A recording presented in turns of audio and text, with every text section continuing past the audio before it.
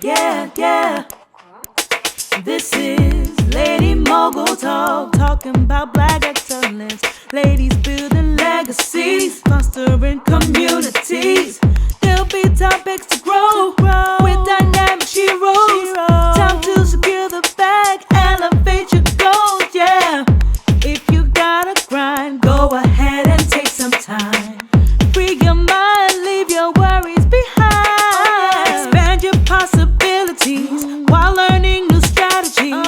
Every time with Avery, knowledge will be guaranteed on Lady Mogul Talk.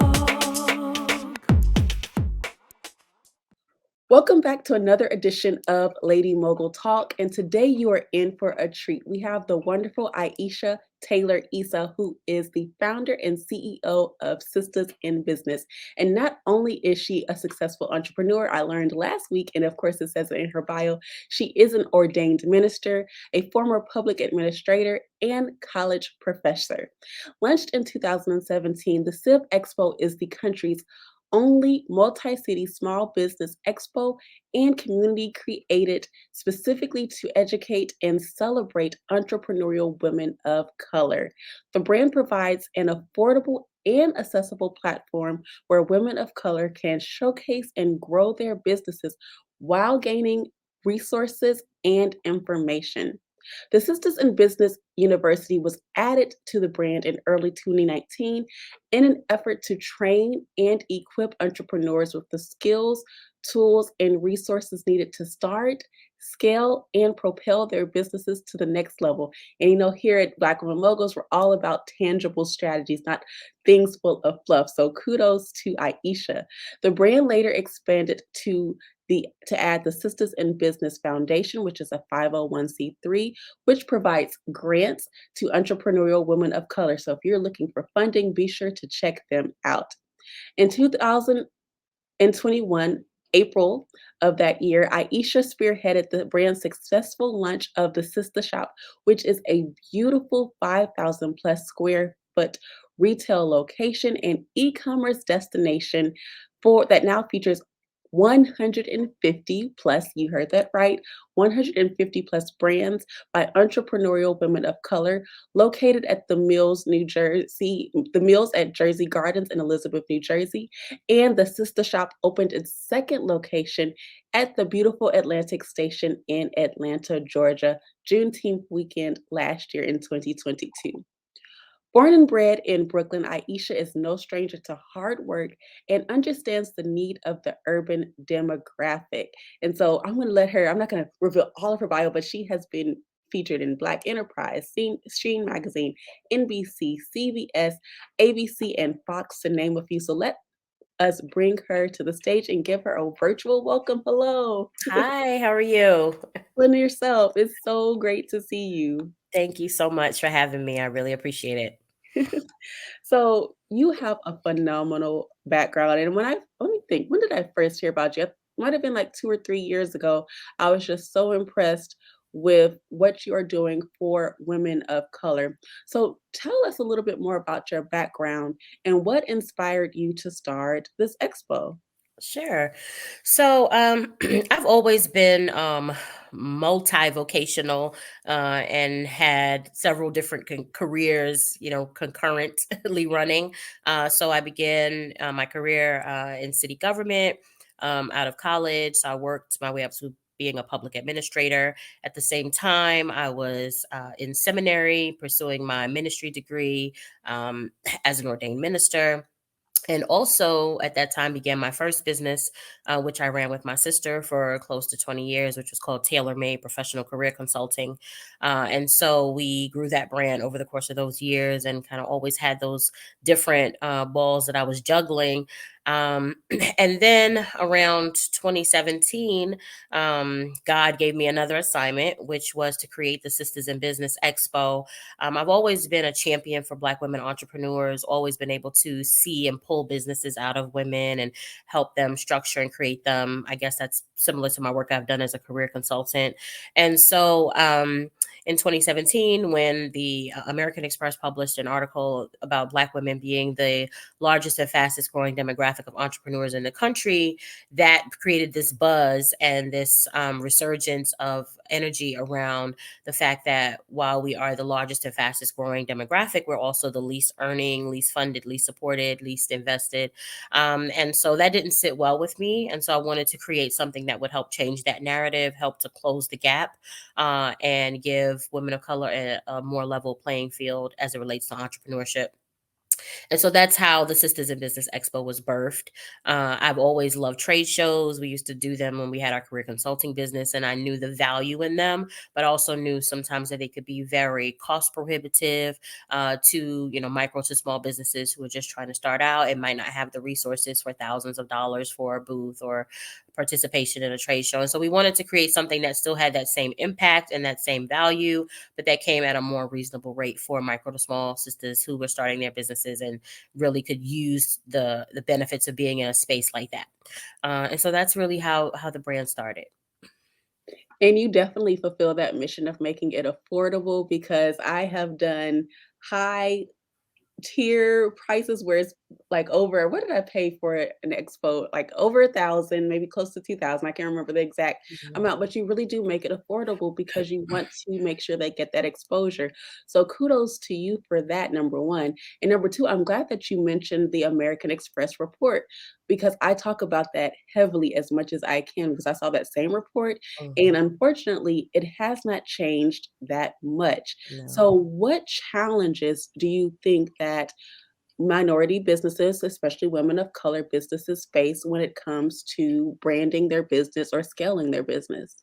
Yeah. So, of course, the all common funding, right? Getting access to the resources, the capital that's needed to successfully grow and scale a business is one of the biggest challenges, because we are the least funded and the least invested in.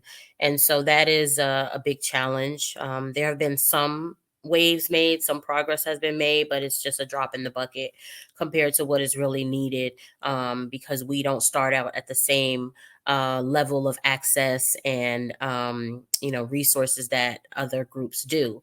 And so that's been one of the biggest challenges. And then, of course, just access to information, right? Information and education, because we don't know what we don't know. And no one really teaches you how to grow a business, to start a business. We're really great at our craft, right? Whether it be our service or our product, we know that really well. But then how do we structure that into a profitable, sustainable, and scalable business is a whole different conversation. And so making sure that women of color have access to both parts, right? So we don't want to be overeducated and underfunded. We want to be equally funded and educated so that we have everything we need in order to succeed. That's very true, and, you bring up a good point about that we are often the most educated, the most qualified, but when it comes to opportunities, we are often left behind, and so that's what I love about your platform. You are working to level the playing field in so many ways, and I don't wanna get it too ahead of myself, but I can't wait to ask about the sister shop a little bit later. But first, I want to ask you about your own personal challenges. I know that we often show the glitz and the glamour, but what personal challenges, if any, when it comes to growing your own businesses have you experienced, and how did you overcome it? Oh boy, they are, plentiful. Just because you become an entrepreneur doesn't mean that life stops, right? In terms of life outside of the business. And so you definitely have to figure out how to manage, the other parts of your life. For me, that means being a mom to a 2.5-year-old, being a wife, being a caregiver to my mom. Most recently, I lost my dad in March, and it was completely unexpected. And so there was that whole, process of trying to figure out how to keep the business running while we grieved and tried to, figure out life now without my dad. So life still happens, and we still have to figure out how to manage the ups and downs of life while still managing a business, because unfortunately our businesses do not care about what is happening in our lives. They are emotionless. People still need to be paid, and payroll still has to happen. Lights still have to be on. Business still has to operate. Customers and clients still want what they want. And so the goal is to create a business that is sustainable outside of me, right? Outside of any CEO, that can still operate when life happens for you. I can resonate with what you have said. First off, my condolences to you on the loss of your father. Thank What you. I resonate with you on is aging parents. My Mhm. mom is an aging mom, and it's hard to see the loss or the decline of mobility, having to do things for them when they were just a strong unit. And grieving, I can definitely understand. I haven't had a loss, but I grieved in a different way for personal trauma. And I feel like I'm just now coming on the other side of that. But in the midst of it, I'm like, I have to keep pushing. It's kind of hard right now. I don't want to do anything. I just want to just, I'm just trying to exist. So I can understand how difficult that is when life lives. But Yeah. it's what sets people apart is how they choose to respond, how they choose to keep pushing forward. So I'm glad that you showed this side of entrepreneurship because you never know what someone is going through. So thank you for sharing that story. No problem. Really great. What I want to ask next is just to transition a little bit and talk more about your expo. So you've been in the game for a while. Mhm. What is your favorite memory from an expo so far? Oh, wow. That's a great question. There are so many. There are so many. We've been doing the expo since 2018, and oh God, we just had so many great moments. Um, I think just if I had to pick a couple, one would be where we had a sister who um, she was not initially signed up to be a vendor. A space became available at the last minute, like literally maybe a day or two before. And she inquired about it, and I told her yes, it was available. She doubted, she hesitated a bit, and I said, "Listen, what do you have to lose?" She ended up signing up. That was actually the first year when we were in Philly. Kathy Hughes was one of our keynote speakers, and this sister happened to be located right in the location where Kathy Hughes was exiting the elevator, and she walked right into her booth, tried on her makeup products, loved them, took pictures of them, shouted her out from the stage, and it was just such a transformative moment for her because she didn't feel like she should be there. Right, just a day before she was thinking about not even doing it, and now here she was, having her brand recognized by one of the top Black women entrepreneurs in the world. And so I still am in touch with her to this day, and her brand is flourishing. And so it's those kinds of moments that happen in our spaces. Another time where there was a sister who asked a question after another one of our speakers who we adore, Yandy Smith, was speaking, and she I think she was an event planner, and she was, moved to tears just by the struggles that she was having in growing her business. And Yandy was basically like, "I need your services." And they connected, and been so many moments of filled with emotion and connections made.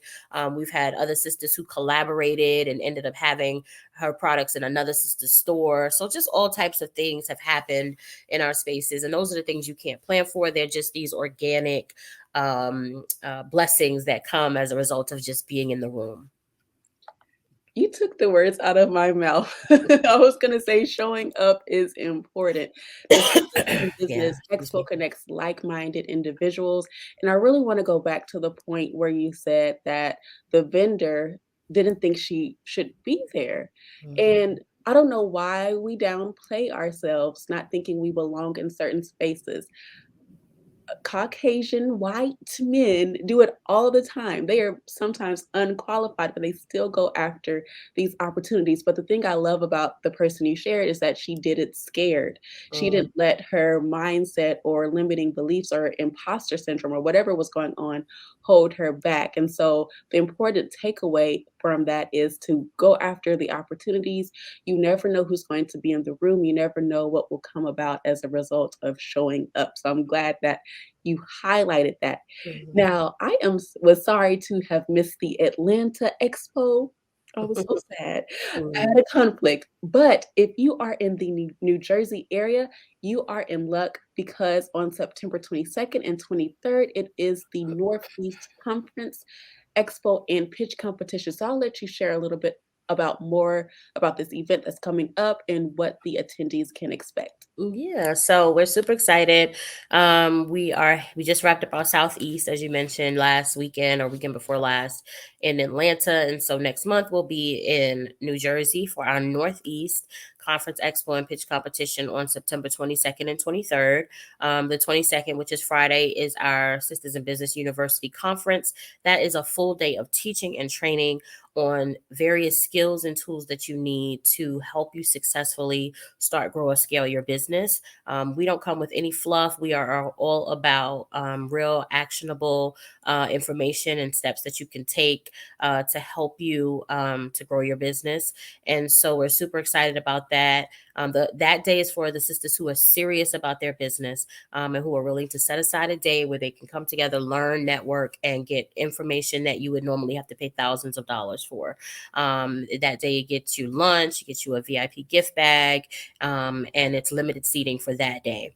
Then on Saturday, we will have our expo and pitch competition where we'll have close to 100 vendors, speakers, panelists, entertainment, music, giveaways. It's just a fun day. That day is open to the entire family. So, aunties, uncles, grandma, niece, nephew, everyone is welcome on Saturday.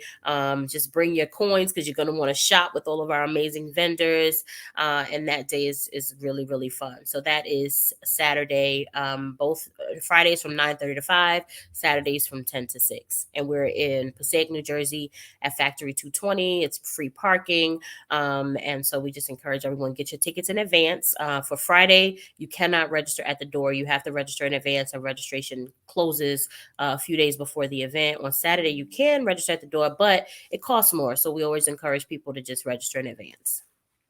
Be sure to register because you know what I dislike more at Black Women Moguls, something full of fluff. And I can speak from personal experience. Her events are not full of fluff. Get that information. Eat the lunch for me because I like a good meal. So eat the lunch, soak up the knowledge, and come back and support that Saturday and listen to the speakers who will be presenting as well. The vendors, be sure to support Black business. I love it.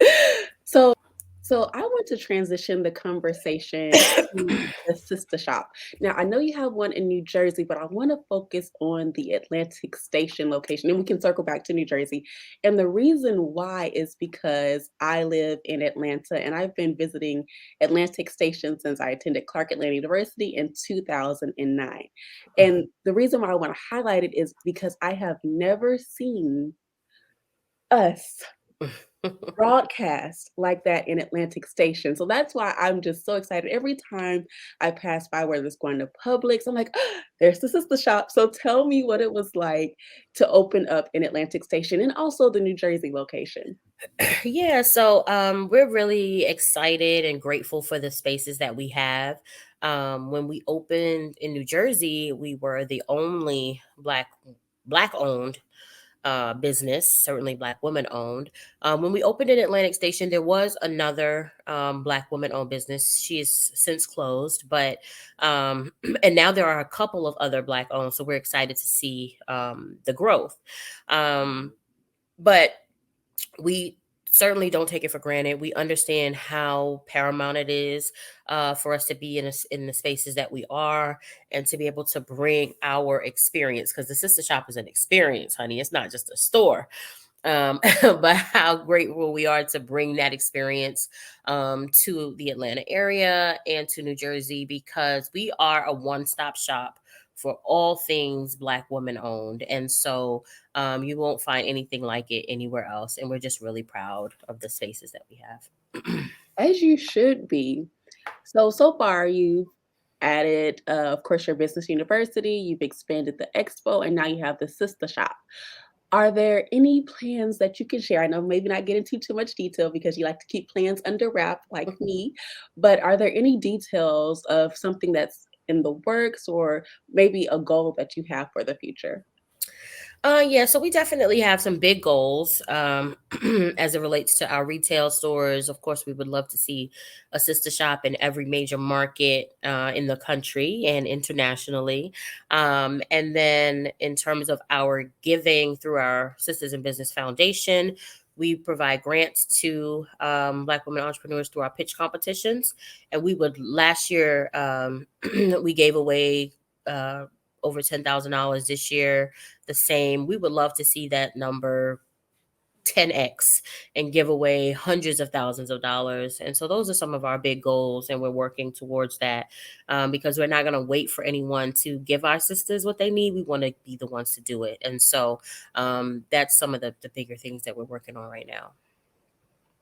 That's amazing. And I'm claiming that for you and the Sisters in Business Expo conference, Sister Shop, everything that you have in the works and things that you'll think about in the future, because I know you are an innovator and have so much more up your sleeve. Thank you. Now, for those who are looking at your success story, which I know it did not happen overnight, what advice would you give to them?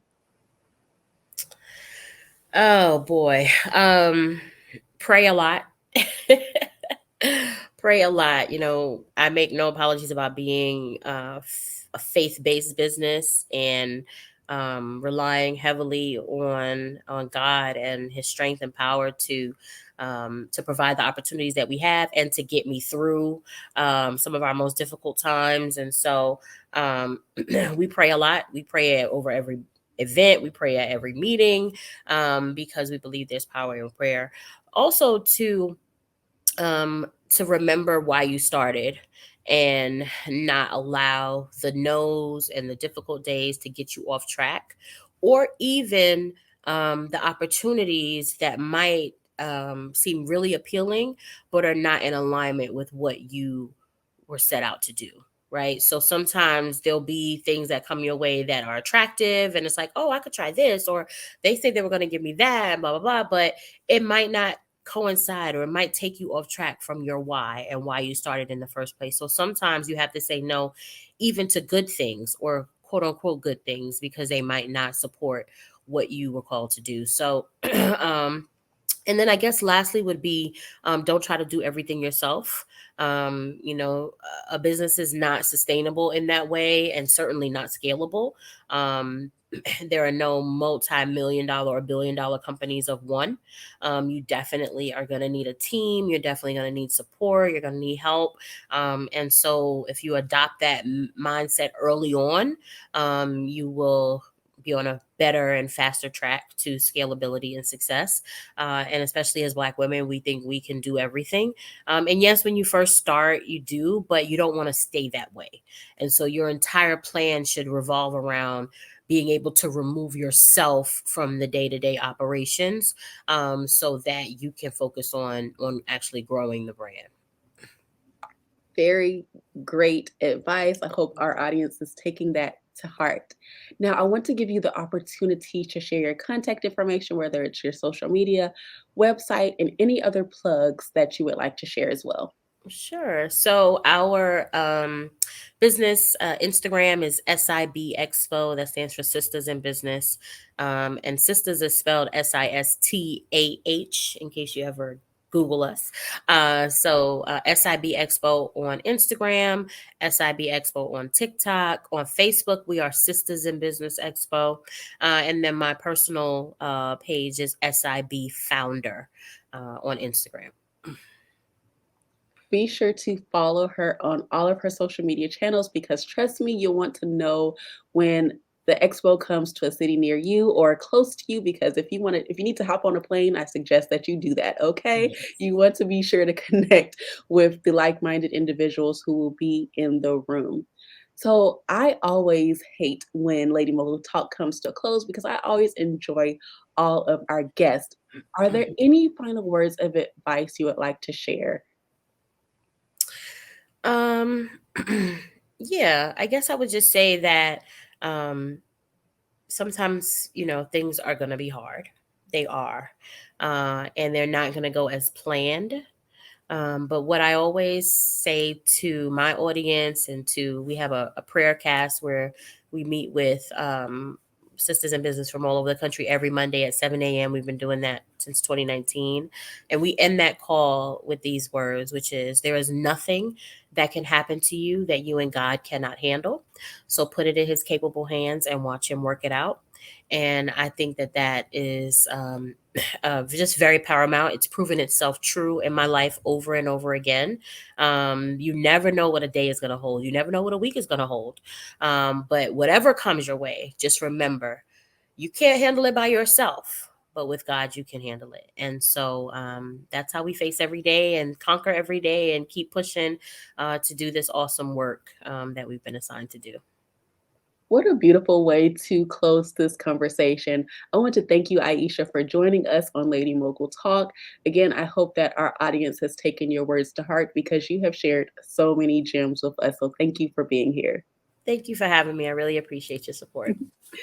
This has been another segment of Lady Mogul Talk, and we will see you in the next segment. Thanks for watching.